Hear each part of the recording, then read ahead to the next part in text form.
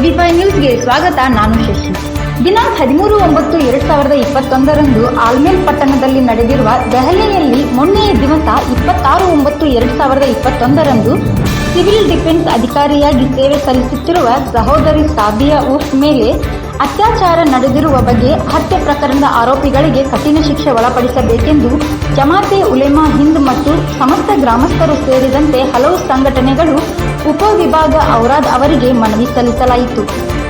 ಉಪಸ್ಥಿತಿ ಇದ್ದವರು ಆಲ್ಮೇಲ್ ಪಟ್ಟಣ ಪಂಚಾಯಿತಿ ಮಾಜಿ ಸದಸ್ಯ ಸಾದಿಕ್ ಸಂಬಡ್, ಶಿವಾನಂದ್ ಜಗತಿ, ಅಶೋಕ್ ಕೋಲಾರಿ, ಹರೀಶ್ ಯಂಟಮಾನ್, ಜಹಾಂಗೀರ್ ಅಪಗಾಮ್, ಶಫೀಕ್, ಜಮಾದಾರ್ ಯಾಸಿನ್ ಶೇಖ್, ಗಾಲಿಬ್ ಔದಾಗರ್, ನಬಿ ಜಮಾದಾರ್, ಅಬ್ಬಸ್ಲಗಿ ಕಮಲಾಪುರ್ ಮತ್ತಿತರರು ಇದ್ದರು. ವರದಿ ಮೊಹಸಿನ್ ಜಮಾದಾರ್. ಮತ್ತು ಈ ರೇಪ್ ಪ್ರಕರಣ ಬಿಜೆಪಿ ಸರ್ಕಾರ ಬಂಧನ ಹಿಡ್ಕೊಂಡು ದಿನಕ್ಕೆ ಹೆಚ್ಚಾಗ್ತಾ ಇದೆ. ಯಾಕಂತಂದ್ರೆ ಇವರಿಗೆ ಹೆಣ್ಮಕ್ಳ ಬಗ್ಗೆ ಏನೂ ಕಾಳಜಿ ಇಲ್ಲ. ಯಾಕಂದ್ರೆ ಮೇನ್ ನಮ್ಮ ಇದ್ದಂಥ ರಾಜಾನೇ ಅವ್ರ ಮನೆಯಾಗ ಹೆಣ್ಮಕ್ಳಿಲ್ಲ, ಅವ್ರ ಮಕ್ಕಳಿಲ್ಲ. ಮತ್ತು ಯುಪಿದಾಗ ಬಹಳಷ್ಟು ರೇಪ್ ಪ್ರಕರಣ ಆಗ್ತಾವ. ಅಲ್ಲಿ ದಲಿತರಿಗೆ ಬರೇ ಮಟನ್ ವಾಸ್ ಬಂದ್ರೂ ಕೂಡ ದಲಿತರಿಗೆ ಬಾಯಾಗಿ ಗೊಬ್ಬರಿ ಹಾಕಿ, ಮುಸಲ್ಮಾನರಿಗೆ ಬಾಯಾಗಿ ಹೆಂಡಿ ಹಾಕಿ ಅವರಿಗೆ ರೇಪ್, ಹೆಣ್ಮಕ್ಳಿಗೆ ರೇಪ್ ಮಾಡ್ತಾರೆ, ಗಂಡಸರಿಗೆ ಮರ್ಡರ್ ಮಾಡ್ತಾರೆ ಅಂದ್ರೂ ಅವ್ರು ಕೇಳೋ ದಿಕ್ಕಿಲ್ಲ. ಯಾಕಂದರೆ ಇವರಿಗೆ ಮಕ್ಕಳೇ ಇಲ್ಲ. ಈ ಪ್ರದೇಶ ಸುಳ್ಳು ಮಕ್ಕಳು ಪ್ರಧಾನಮಂತ್ರಿ ಮತ್ತು ಯೋಗಿ ಆದಿತ್ಯನಾಥ್ ಅಂತ ಹಾಕುತ್ತಾರೆ. ಇವರಿಗೆ ಹೆಂಡ್ರ ಬಗ್ಗೆ ಕಾಳಜಿ ಇಲ್ಲ, ಮಕ್ಕಳ ಬಗ್ಗೆ ಕಾಳಜಿ ಇಲ್ಲ. ಅಂತಲ್ಲಿ ಇಲ್ಲಿ ಒಂದು ಹೈದರಾಬಾದಲ್ಲಿ ಒಂದು ಪ್ರೋಗ್ರಾಮ್ ಆದಲ್ಲಿ ನಮ್ಮ ಭಾರತ ದೇಶದ ಪ್ರಧಾನಮಂತ್ರಿ ಒಂದು ಭಾಷಣ ಕೊಡ್ತಾರೆ. ಏನು ಕೊಡ್ತಾರೆ ಅಂತಂದ್ರೆ, दलित को मारना आए तो पहले मुझे मारो. ऐसा बुज़दिल प्रधानमंत्री मैं हमारी जिंदगी में कभी नहीं देखे. मोदी की जगह अगर मैं प्रधानमंत्री रहता था ना, तो मैं ये कहता था दलित को अगर कोई मारेगा तो पुलिस की गोली उसकी छाती में मैं मारूंगा बोलता था. इसकी जगह हमारा ऐसा बुज़दिल प्रधानमंत्री है, दलित को मारना है तो पहले मुझे मारो. केवल ये प्रधानमंत्री जो है एक झूठा एक्टर है. शाहरुख खान, सलमान खान, अमिताभ बच्चन से बड़ा अगर एक्टर अगर हिंदुस्तान में कोई है तो नरेंद्र मोदी और अमित शाह और बीजेपी की सरकार है. इनको सबसे बड़ा अवार्ड अगर किसी में मिलेगा तो झूठ बोलने में मिलेगा. क्योंकि इन्होंने खुद माना है कि हमारी सरकार जुमलेबाज की है. इन्होंने जो वादे किए थे प्रधानमंत्री बनने से पहले 2014 से पहले जो वादे किए थे, इसमें एक भी इन्होंने पूरा नहीं किया है. और जहाँ कहीं भी रेप होता है, रेप होने के बाद में हमको ऐसा एक पवित्र बाबा साहब अम्बेडकर का संविधान मिलने के बाद में हमको शर्म की बात यह है, दूसरे कंट्री के अंदर, अरब कंट्री के अंदर अगर रेप होता है तो वहाँ तलवार से मारकर गर्दन उड़ा दी जाती है. अफगानिस्तान के अंदर रेप होता है तो उधर गोली मार दी जाती है. हिंदुस्तान के अंदर रेप होता है तो हमको रोड पे आकर प्रोटेस्ट करना पड़ता है, इंसाफ के लिए भीख मांगना पड़ता है. और हमारा सरकार अरब कंट्री से, अफगानिस्तान से कमज़ोर हमारा कानून नहीं है.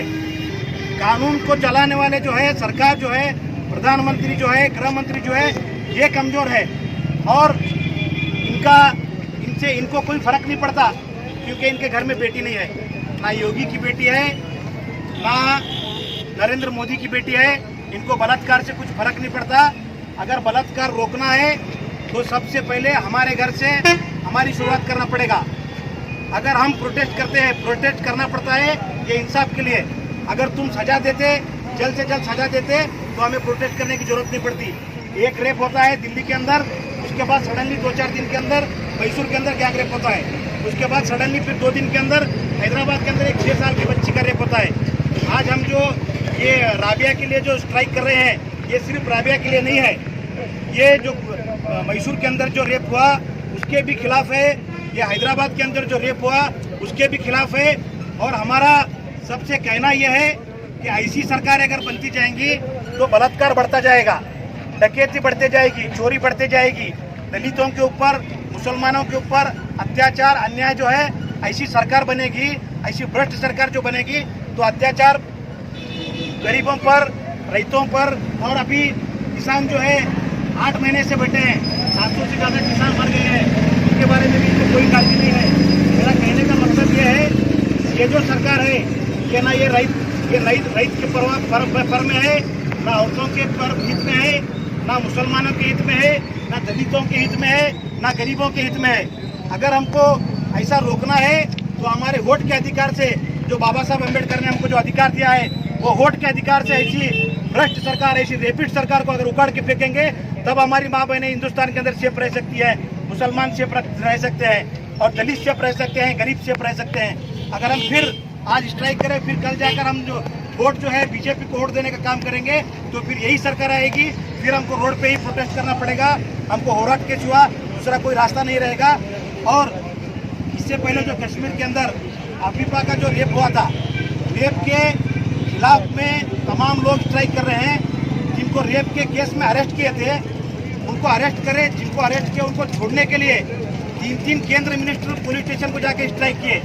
तो इससे ये मालूम होता है ये रेपिस्ट की सरकार है। ये जो बीजेपी सरकार है ये ना महिलाओं की है, ना रईतों की है, ना किसानों की है, ना दलितों की है, ना गरीबों की है, ना मुसलमानों की है, ना लिंगायत किसकी भी नहीं है। ये जो सरकार है ये कंपनी की सरकार है, अदानी अंबानी जैसी कंपनी की ये सरकार चलाती है। और अभी सुनने में आ रहा है देश में एरोप्लेन बेच रहे हैं, BSNL बेच दिए, LIC बेच दिए और तमाम के तमाम जो है ये कंपनी को, अदानी अंबानी कंपनी को बेच करके ये देश से निकल जाने वाले हैं। हमको कहते थे, कांग्रेस वाले को कहते थे, बीजेपी वाले 70 साल से क्या किया, 70 साल से क्या किया। अगर हमने कुछ नहीं किया 70 साल से, तू बेच किसका रहा है? नरेंद्र मोदी तेरे बाप की प्रॉपर्टी नहीं बेच रहा। 70 साल से जो कांग्रेस गवर्नमेंट ने बचा के बना के रखा है उसको बेचने का काम नरेंद्र मोदी कर रहा है। और अब खुद कहता है मैंने देश के लिए सब कुछ छोड़ दिया। देश के लिए क्या छोड़ा बा? तेरा बाप राजा था क्या? तू बड़ा MBBS डॉक्टर था क्या? इंजीनियर था? तू फकीर था, जोड़ की पगला को भीख मांगते फिरता था। देखा कोशी बाबा साहब अम्बेडकर का संविधान से तुझे वोट देखो, अधिकार देखो, प्रधानमंत्री बने, फिर भी तू जोड़ की पकड़ भीख मांगने का काम कर रहे हैं। आखिर में एक बात कहता हूँ, अगर हम किसी बादशाह को फकीर बना देंगे तो अगर वो बादशाह भीख मांगेगा ना तो उसके भीख मांगने के अंदर भी बादशाह नजर आएगी। अगर एक फकीर को, मैं नहीं बोल रहा, खुद नरेंद्र मोदी बोली हुई बात है, मैं तो फकीर आदमी हूँ, झोली लेके आया हूँ, झोली लेके चल जाऊंगा, ये नरेंद्र मोदी की बोली हुई बात है।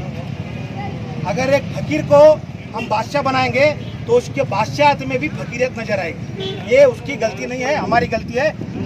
और हर बार हम कह रहे हैं कि आइंदा हम गलती सुधार लेंगे। ये ऐसे रेप एंड मर्डर से हमें एक सबक सीखना चाहिए। आने वाले दिनों पर डॉक्टर बाबा साहब अम्बेडकर का जो हक ने हमने दिया है वोट डालकर, ऐसे रेपिड सरकारों को बदलने का काम हम संविधान में रहकर वोट के मुखांतर ऐसे सरकार को उखाड़ के फेंकने का काम करेंगे। इतना कहकर मेरी बात खत्म करता हूँ। जय हिंद।